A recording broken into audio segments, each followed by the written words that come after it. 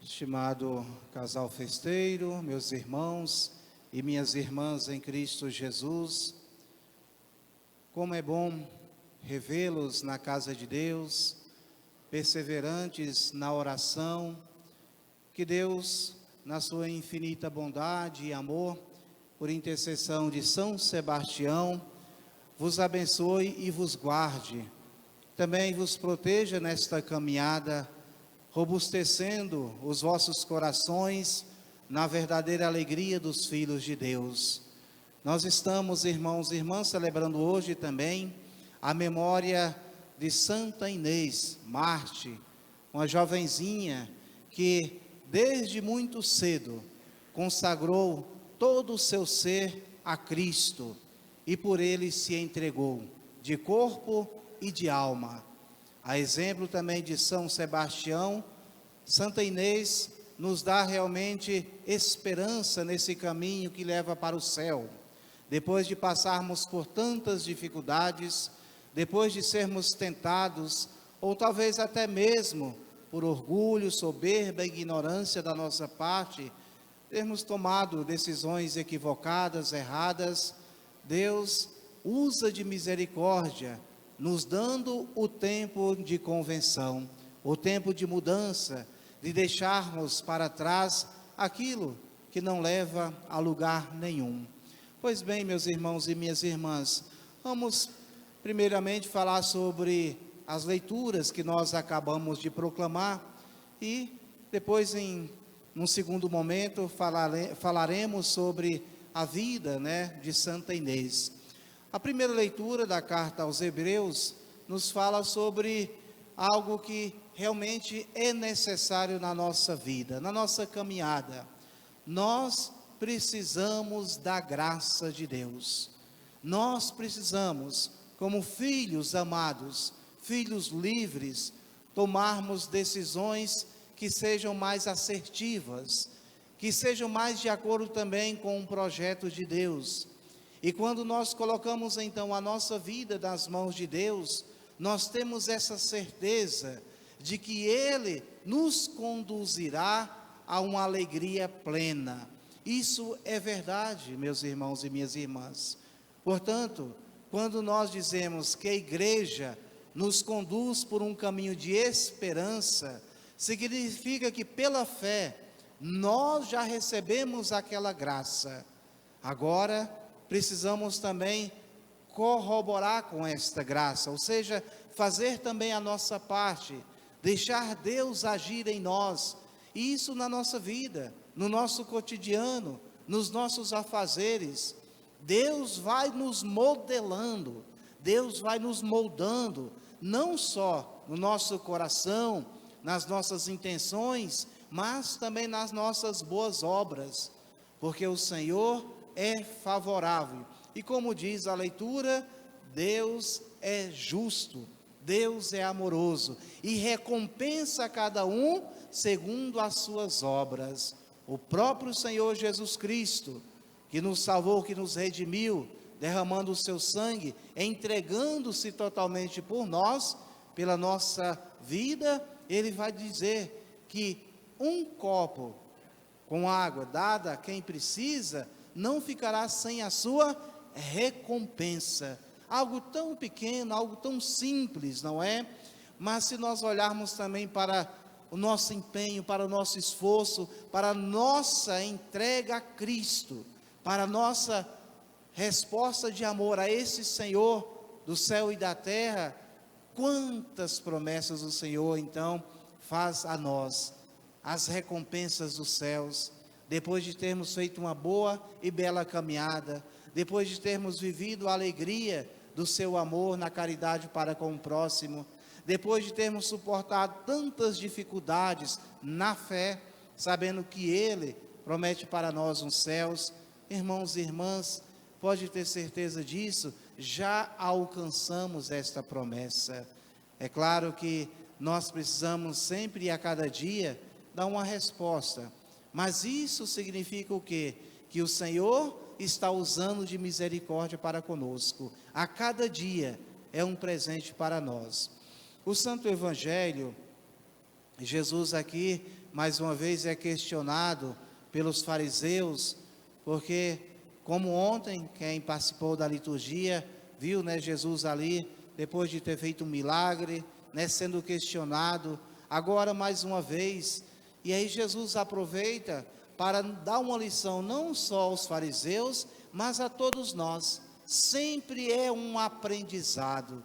O que é mais importante? E aqui nós nos colocamos em atitude de referência às coisas de Deus, porque muitas das vezes o nosso coração é tendencioso, e por causa desta tendência, nós talvez vamos deixando o homem velho falar em nós, o orgulho, a soberba, a vaidade desordenada, o apego, né, às coisas, e talvez o nosso coração vai então tendo esta inclinação, e claro, não vai levar a lugar nenhum, a não ser a tristeza, a não ser a perdição, a separação.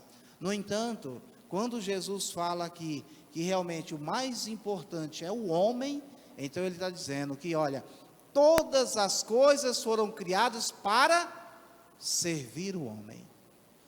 Tudo está a nosso serviço, é para a nossa santificação, é para a glorificação de Deus. Então o homem, a criatura criada, a imagem e semelhança de Deus, e Deus vai ver que é muito bom, quando Deus criou todas as coisas, viu que era bom, mas quando Ele formou o homem e a mulher, Ele vai dizer, é muito bom. Então nós somos as criaturas perfeitas, segundo o olhar de Deus. Segundo o olhar de Deus, nós somos chamados a fazer a diferença neste mundo, a administrarmos as coisas do Senhor, a sermos realmente multiplicadores da graça, tanto da obra da criação, que é uma responsabilidade nossa deste mundo, transformar este mundo em um mundo melhor, e deixarmos também para as futuras gerações um mundo melhor do que nós pegamos, e também da obra da redenção, aonde Cristo nos ensina o caminho que leva para o Pai, através da entrega, do desprendimento, da oração, da perseverança nas boas obras, na caridade fraterna.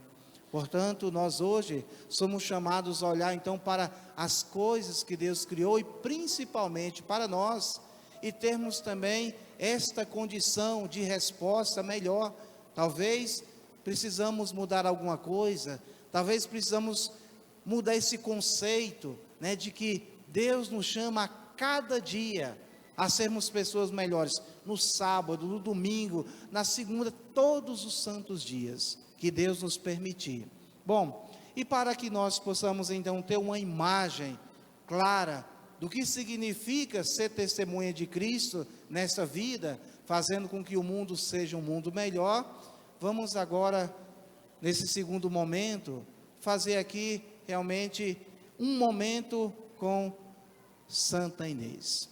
Santa Inês, uma jovenzinha de apenas 12 anos, nesse amor grandioso por Cristo, consagra todo o seu ser, e o mundo não gosta disso.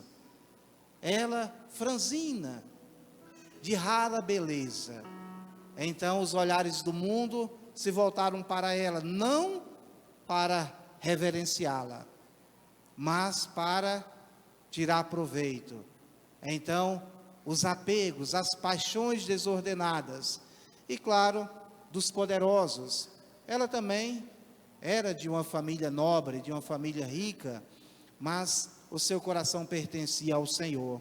Então, rejeitando as pompas do mundo, os prazeres do mundo, ou as promessas, até mesmo as coisas boas, o mundo então virou as costas de tal forma que a tratou com violência. Primeiramente, fazendo com que ela adorasse uma deusa pagã, né, protetora de Roma, por causa da sua virgindade. Ela se negou veementemente, adorar só a Deus, claro. Então, foi levada à fogueira, também nada aconteceu, porque tinha a proteção do Espírito Santo.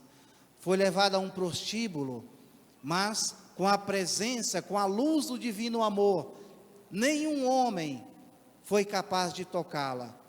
Homem, claro, no sentido bem baixinho da palavra, não é? Sem vergonha, que vai no prostíbulo. Nada aconteceu, ninguém a tocou. E quando um tentou realmente tocá-la, ali instantaneamente aconteceu um milagre. Esta pessoa ficou cega, mas a pedido, né? Ela então fez o milagre e retornou ali a enxergar. E foi acusada de quê? De bruxaria. O mundo, meus irmãos e minhas irmãs, não perdoa quem é santo. Não perdoa.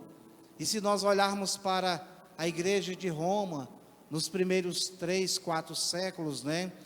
Nós vemos então mais ou menos 14 mil mártires. Inclusive essa jovenzinha que foi capaz de encarar tantas loucuras do mundo, tantas mentiras, tantas enganações, até mesmo foi capaz de suportar o martírio. Foi levada então realmente para ser ali decapitada. Mas quem ficou tremendo de medo, quem ficou horrorizado ali, foi aquele que estava realmente com a espada na mão. Ela louvava a Deus, ela glorificava a Deus, tão frágil, tão pequena, tão insignificante para o mundo, mas de uma grande beleza, de uma grande fé, de um grande amor a Jesus. E então, com este amor, com esta beleza, com esta pureza, com esta santidade, foi capaz de entregar tudo nas mãos de Cristo. Nem o tormento, nem a perseguição, nem a morte, nem as promessas do mundo foram capazes de persuadi-la a mudar de ideia. É um ensinamento, irmãos e irmãs, para nós, igreja, e nós agora nos colocamos nessa atitude de reverência ao Senhor. O que é que nós estamos fazendo para vencer o pecado? A nossa oração, estamos sendo constantes, estamos sendo fervorosos, estamos pedindo com confiança aquilo que é mais importante na nossa vida, na vida da nossa alma, ou seja, da nossa salvação eterna, na nossa missão. Nós estamos, de fato, sendo coerentes com aquilo que Deus pede de nós. Nós estamos vivendo realmente a nossa vocação. Você que é casado, você que é esposo, esposa, você está vivendo essa entrega total.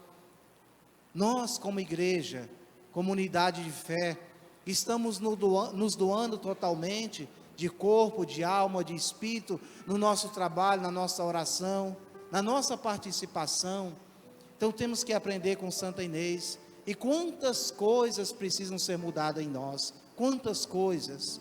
E como nós ouvimos, o Senhor nos favorece, o Senhor nos recompensa por coisas tão pequenas, mas ao mesmo tempo, Ele quer que nós nos entreguemos totalmente a Ele, e através do seu amor, da sua graça, da luz do Divino Espírito Santo, nós vamos sendo moldados e vamos crescendo.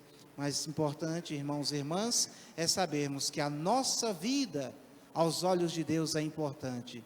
E quando nós então damos uma resposta, o Senhor nos enche de santa alegria. E somos capazes, fortalecidos nesta graça, de vencermos toda e qualquer dificuldade que apresentar na nossa vida. Perseguição, calúnias, tentações, ou até mesmo os prazeres da vida. Nós vamos colocar lado a lado as promessas de Deus e as promessas do mundo. E a escolha que faremos vai ser a melhor, porque o nosso coração pertence ao Senhor. Não tenhamos dúvidas disso.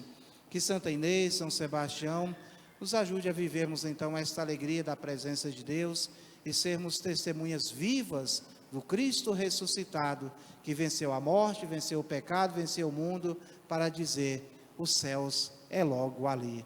Nos esforcemos, irmãos e irmãs. Louvado seja Jesus Cristo. Para sempre seja louvado.